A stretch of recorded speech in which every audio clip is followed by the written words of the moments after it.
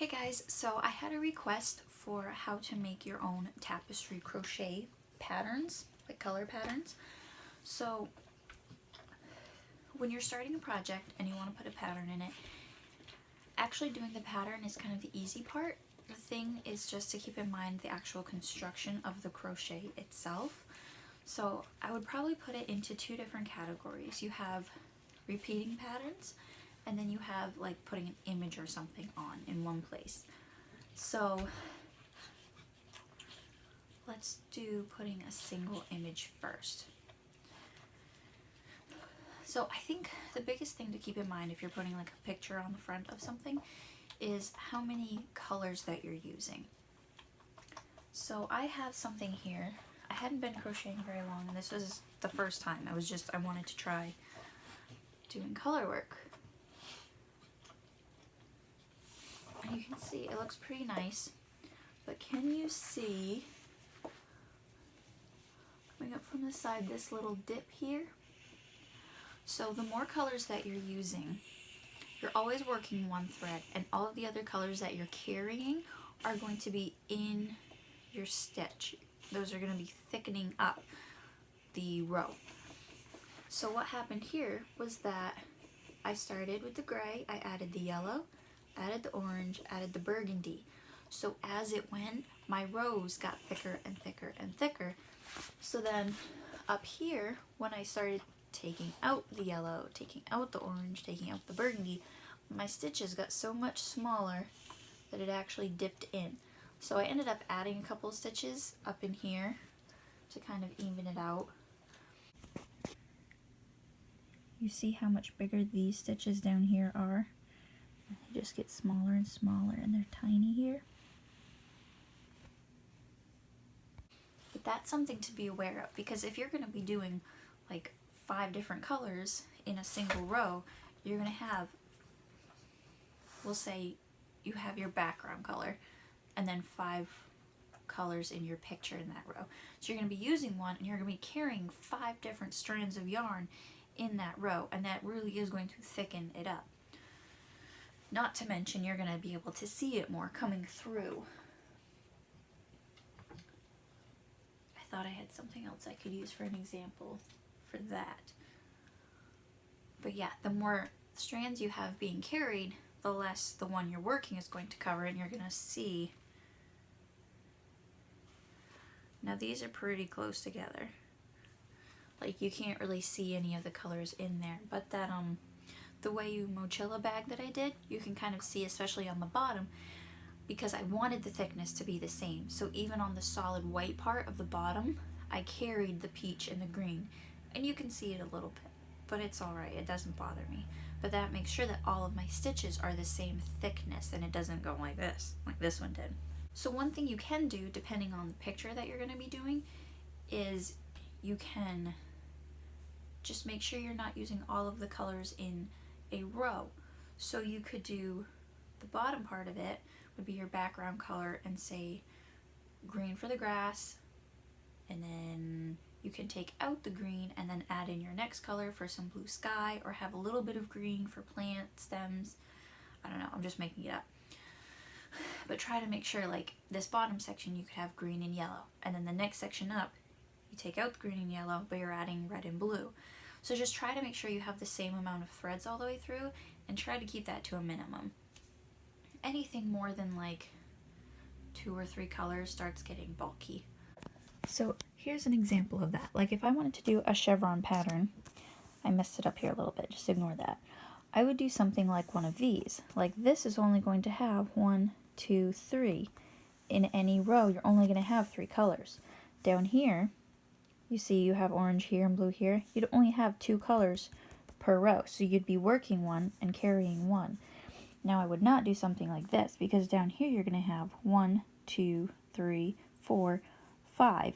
5 colors in each row, and that's going to just get really bulky. So it's just little things keeping that in mind. Like don't do too many colors per row. Something like this would work a lot better for you. Obviously you can do something like this, and you can have that many colors per row if you want to. I just think it makes it unnecessarily hard on yourself. Something like this is going to be a lot easier to do. feel like there was something else on doing pictures, but I forgot. Oh yes, I remember. Now for pictures and for patterns both, if you're going to be doing them, then you know how for crocheting, you can see it slants. Now for knitting, you're putting each stitch directly into the stitch below it, but for crochet, you have 2 stitches, and the next stitch works between the 2 of them. So it's kind of shifting over a little bit. Now, this is my notebook, and it's got some graph paper. It's not gonna focus. You know what graph paper looks like. So what you could do when you're designing patterns, if you don't want it to have that slight slant to it, you can do like, you can basically, can you see that? Okay, you can stagger it, because that's how your stitches in crochet actually sit on top of each other. So you could draw up some paper like this.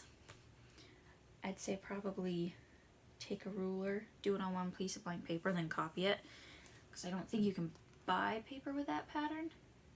But it's like bricks. If you think of it like bricks and you're designing the pattern to that, that will prevent that slant to the side.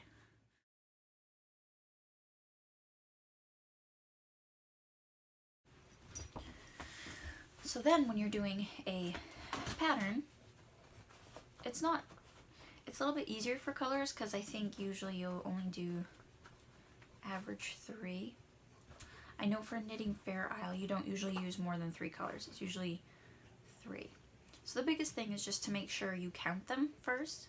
So if you're making a repeating pattern, or if you found one on Pinterest, which is what I usually do, make sure you count it out and make sure that's going to work and fit in the project that you're gonna do. I feel like I'm forgetting something.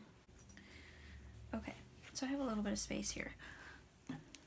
So I can't remember what I did for the cherries.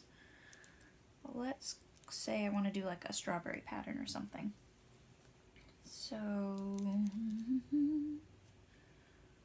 first thing is keep in mind what you're making. Let's say I'm making a bag. It's going to be about this wide. And that's about 90 stitches. So you want to keep your pattern, you just keep in mind, like, you don't want to make this like 20 stitches big if you want your strawberries to be just little. So let's just do like, yeah, okay, that's not bad. And then some leaves. Yeah, okay. And then you could put some seeds if you wanted to. Now honestly, if I'm going to be doing a pattern or something, I don't usually make it. I'll usually just look on Pinterest.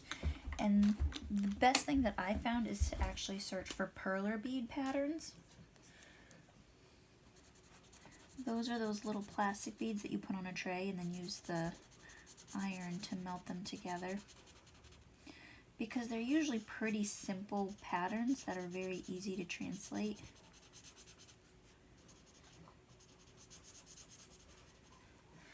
Because obviously the bigger, like, I wouldn't put a big ocean scene or something. There. So I have not a bad strawberry. Honestly, I think I would take that row out. Or maybe just make that row green. Green?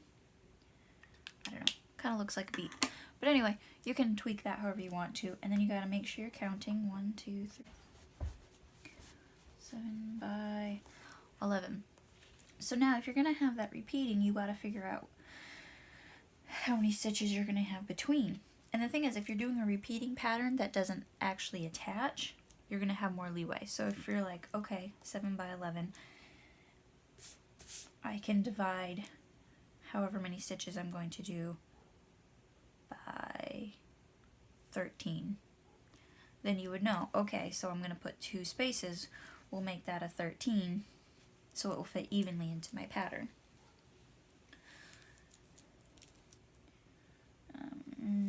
We'll do this down here. So repeating patterns are a little harder, but really all you need to do is watch your stitch count. So we'll do a little, okay, there we go. So there's the strawberry Kind of looks like a radish. And just a simple zigzag pattern. So it's really not too hard as long as you keep in mind your stitch count. Don't use too many colors, and keep in mind that it will slant a little bit.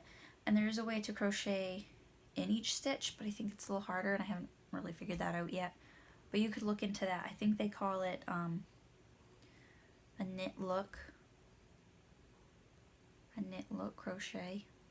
I think if you search for that, you'd be able to find it. I just haven't had the need for that yet. But I think that's everything. Once you've done like 1 or 2 projects and you get the hang of it and seeing how the tapestry crochet affects the patterns, then you'll understand it and you'll be able to keep that in mind. This is a hat that I'm knitting with some color work.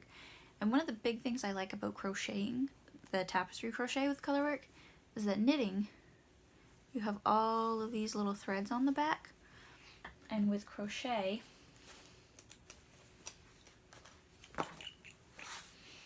outside, inside. I mean, you can see a couple stitches here and there that I missed, but it's nice to do, like if you're going to do a sweater or something, then it has a nice back side. Still got some loose threads I gotta do. But honestly, I started this bag like 3 years ago, almost 3 years ago, so yeah, if you guys can think of anything for making patterns for tapestry crochet that I missed, because I probably missed something, please leave a comment below so that anybody watching this gets the benefit of that as well. See you guys later.